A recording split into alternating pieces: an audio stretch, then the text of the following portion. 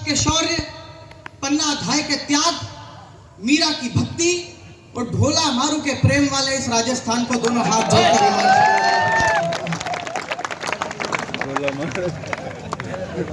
राहुल भैया वीर रस के कवि, ये पतले दुबले वीर रस के कवि जोर जोर से दहाड़ते हैं ना, इसी चक्कर में इनका ब्याह नहीं होता।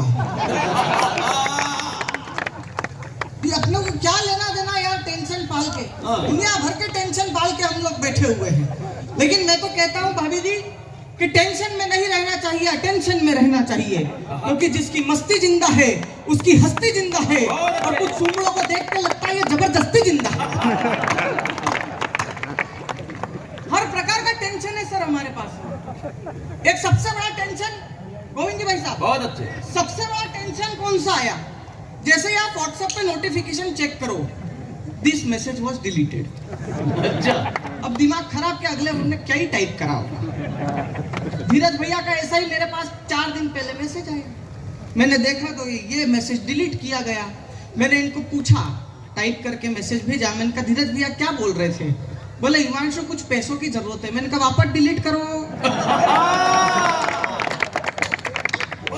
मैं नहीं पालता हूँ सर टेंशन। ये राहुल मुझसे एक दिन 500 रुपए देके कहने लगा, बोले इसके खुले कर दो, छुट्टे कर दो। मैंने इसको 130 वापस दिए। बारीक पंचर बताता हूँ, पकड़ने की कोशिश करना। मैंने इसको 130 वापस दिए। ये बोला हिमांशु भैया 370। मैंने कहा वो खत्म। फोकट की बात यार। अब वो वीर रस के कवि ऐसा टेंशन लेते हैं, वो पहले पाकिस्तानी बोलते थे, और वो बेचारे पाकिस्तान की क्या हैसियत है यार। वहां का तो खुद अनवर मसूद बोलता है, बोले हम दुनिया में नमक पैदा करने में दूसरे सबसे बड़े देश हैं, और हम ही दुनिया में नमक हलाल पैदा करने में सबसे पहले देश हैं। वो बोलते कश्मीर, हम हिंदुस्तानियों से कोई कश्मीर लेगा, वो भी हम राजस्थानियों से, मारवाड़ियों से खिड़की वाली सीट नहीं देवे भाई, पूरा कश्मीर उठाने देते था कहीं यार। फोकटरी बात करे यार।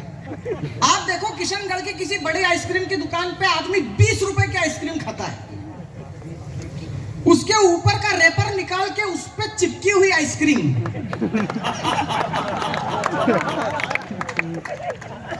वो चिपकी हुई आइसक्रीम नहीं छूटे आपल, कश्मीर छोड़ता गई। फोकट की बात, मैं बिल्कुल टेंशन नहीं लेता हूँ इस चीज का। मेरा दोस्त विनोद शुक्ला, उसके घर पे एक आ गया, बोले रजाई दे दे विनोद। अब देखो, अगर अपने मैं उज्जैन से हूँ, नेटिव तो पाली से हूँ, मैं खुद सिखवाल ब्राह्मण हूँ, अपने लोगों के बीच में आकर अच्छा लगा। लेकिन हम कहीं भी जाएं, हमारे अंदर की जो भारतीयता है, जो हमारे अंदर का राजस्थानी है ना। पिछले दिनों मैं और ये सुमित्रा जी जोधपुर गए, जैसे स्टेशन से बाहर निकला, आप देखते हो ऑटो वाले को, हाँ यहाँ जाना। मैंने भी बोल दिया मैंने चांद पे जाना है। अच्छा, आदमी राजस्थान का था तो कॉन्फिडेंस फुल, बोले चलो छोड़ देता हूँ। मैंने पैसे कितने लेगा? बोले 1300 करोड़ रुपए। मैंने कहा नासा वालों ने तो 650 करोड़ में ही छोड़ दिया। बोले नहीं भैया, उधर से खाली आना पड़ेगा, सवारी नहीं मिलेगी। तालियां आप लोगों के कमजोर है। अब हमसे कोई क्या लेगा यार? हम किसी को कुछ दे क्या भाई साहब? भाई साहब आप ऐसे पांव फैला के बैठे हो जैसे आप जिले इलाई में अनारकली, और थोड़ी देर बाद आप अगर गब्बर की स्टाइल में बोलोगे यार ये अच्छा नहीं है, तुमको भी दिखाओ 2-4, मेरे बाप से नहीं होगा। मस्ती में रहिए सर, दुनिया जमाने के टाइम हम लोगों से कोई क्या ही ले लेगा। मेरा दोस्त विनोद शुक्ला, पिछले दिनों उसके घर पे एक लड़का आया, बोले विनोद रजाई दे दे। रजाई दे दी। विनोद के पापा आए, बोले रजाई क्यों दी? बोल देता फट गई। उसकी खोल में पाँव का अंगूठा अटक गया, उसको चूहे उतर गए, गंदी गंदी बदबू आती है, हवा रुकती ही नहीं है। दूसरे दिन एक और आया, बोले विनोद हाँ तेरी लाइटें दे दे यार। बोले फट गई। उसकी खोल में पाँव का अंगूठा अटकता है, उसको चूहे उतर गए। तेरा दिमाग खराब है, लाइटें का चूहे उतरेंगे, टंगी देता क्यों नहीं है? दे दी। पापा आए, बोले जैसा आपने समझाया था वैसा पूरा बोला है पापा। बोले बेटा लालटेन कोई मांगे तो इसका ऐसा बोला कर कि उसका कांच टूट गया। उसकी बत्ती आधी जलती आधी फड़फड़ फड़फड़ करती है। उसके पेंदे में छेद हो गया जिसमें से केरोसिन टपाटप टपाटप टपाटप टपकता है। 4 दिन बाद जुम्मन चाचा आए ईद की बधाई देने। बोले विनोद कहाँ है पापा? अब विनोद चालू हुआ। उनका तो कांच टूट गया। उनकी बत्ती आधी जलती आधी फड़फड़ फड़फड़ करती है। उनके पेंदे में छेद हो गया जिसमें से केरोसिन टपाटप टपाटप ये टपकता रहेगा, ताली नहीं बजाओगे, टपाटप टपाटप टपाटप। हर किसी को टेंशन हो जाता है। मेरे पास वीर रस के कवियों के फोन आते हैं। राहुल तुम सुनो, वीर रस के कवियों के फोन आता है। वो पिछले दिनों जेएनयू में नारे लगे, हर घर से अफजल निकलेगा।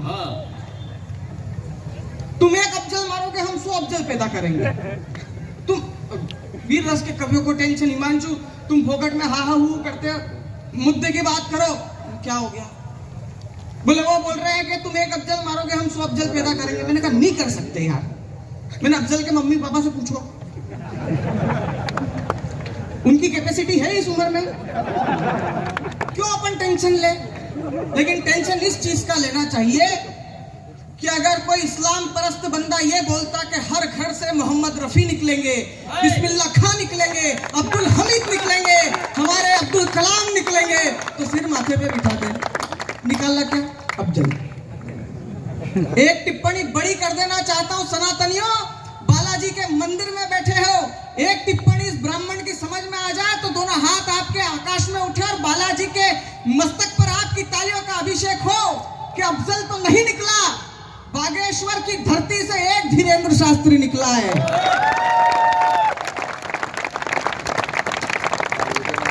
लाखों सनातनियों को एक कर दिया। मैं बिल्कुल टेंशन नहीं पालता हूं। महबूबा मुफ्ती एक समय कहती थी, गोविंद जी भाई साहब 370 हटी तो घाटी में तिरंगा उठाने वाला नहीं बचेगा। 1.5 महीने पहले भारत के तमाम न्यूज चैनलों ने एक फुटेज जारी किया। वो शिवलिंग पे जलाभिषेक कर रही हैं महबूबा मुफ्ती जी। वो क्यों कर रही है? क्योंकि उन्होंने पंडित प्रदीप मिश्रा सीहोर वाले को ध्यान से सुन लिया। अच्छा। और उनको भी ये समझ में आ गया है कि 100 समस्या का हल एक लोटा जल।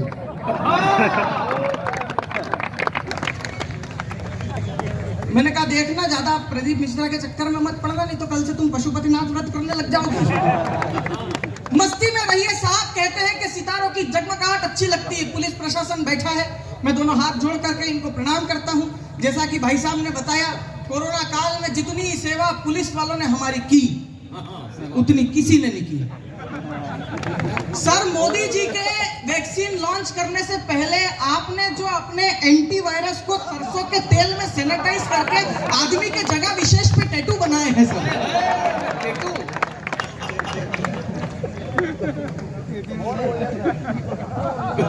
भगवान कसम सर, बहुत बुरा दौर था सर। अगर कोरोना जिसको हुआ वो काढ़ा पी के भाप लेके 6 दिन में ठीक हो गया, लेकिन जो इनके एंटीवायरस से स्कैन होके आया उसको 20 दिन तक ये समझ में नहीं आया कि किस करवट पलटना है। लेकिन 4 पंक्तियां मैं पुलिस विभाग के सम्मान में पढ़ना चाहता हूं। काम के लोग चंद मिलते हैं, काम के लोग चंद मिलते हैं, कदम कदम पर जयचंद मिलते हैं।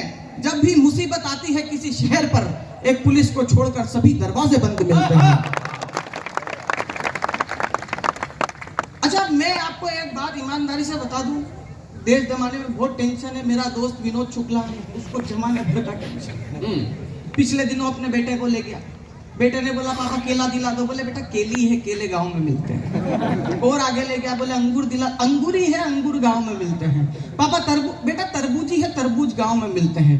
घर आया, माँ ने सहज भाव से पूछ लिया बेटा क्या दिलाया पापा ने? बोले काय का पापा पापी है,